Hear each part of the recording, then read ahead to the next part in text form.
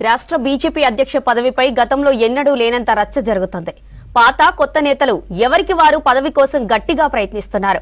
దీంతో కొత్త వారి పేర్లు తెరమీదకు వస్తున్నాయి. ఈ ఉగాదికి లేదా ఆ తర్వాత ఎప్పుడైనా రాష్ట్ర అధ్యక్షుడిని పార్టీ హైకమాండ్ ప్రకటించే అవకాశం ఉందంటున్నారు బీజేపీ నేతలు. బీజేపీ నేతలు ఎప్పటినుంచో ఎదురు చూస్తున్న రాష్ట్ర అధ్యక్షుడి ఎంపిక కొలికొచ్చినట్లు సమాచారం.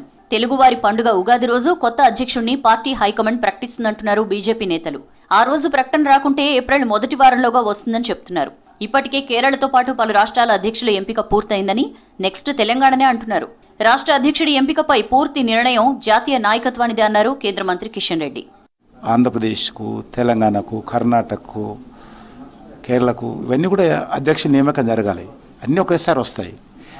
రోజు తెలంగాణ గురించి చర్చ జరిపినంత మాత్రం విడిగా వేయరు. అన్ని రాష్ట్రాలకు ఒకేసారి వేస్తారు. కాబట్టి మనలాగానే ఆంధ్రప్రదేశ్ రాష్ట్రం కూడా రెడీ ఉంది, మనలాగానే తమిళనాడు కూడా రెడీగా ఉంది. జిల్లా అధ్యక్షులు చేసి జిల్లా కమిటీలు వేసుకొని ఉన్నారు.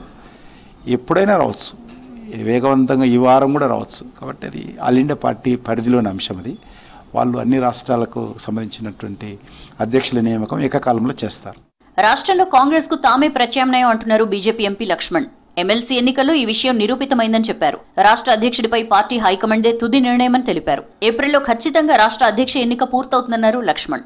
స్టాలిన్ ఆ డీలిమిటేషన్ అంశాన్ని తెరమీద తీసుకొస్తే సందొట్లో సదైమే మాదిరిగా ఇవాళ రేవంత్ రెడ్డి గారు, మరి దానికి వంత పాడేదానికి వాళ్ళ కేటీఆర్ గారు ఇద్దరు కూడా కూడబల్లుకొని రహస్య ఉడంబడికల్లో భాగంగా హామీల ప్రస్తావన ప్రభుత్వం మీద ఒత్తిడి పెంచి నిలదీయాల్సింది పోయి వ్యక్తిగతమైనటువంటి దూషణలకు, ప్రజలకు సంబంధించిన అంశాలకు తెర మీదకి రాకుండా ఏ రకంగా అసెంబ్లీ సమావేశాలను మరి ఏ రకంగా జరిపారో తెలంగాణ ప్రజలు గమనిస్తాం.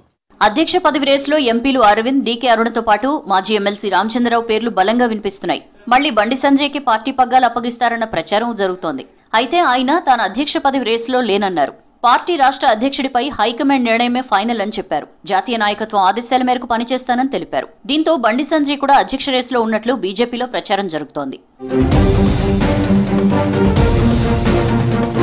గ్రూపులకు తావు లేకుండా అందరినీ కలుపుకునిపోయే నేత కోసం బీజేపీ అధిష్టానం వడపోస్తోందని సమాచారం. రేసులో లేని నేతలకు పదవి దక్కే అవకాశం ఉందంటున్నారు రాష్ట్ర బీజేపీ నేతలు.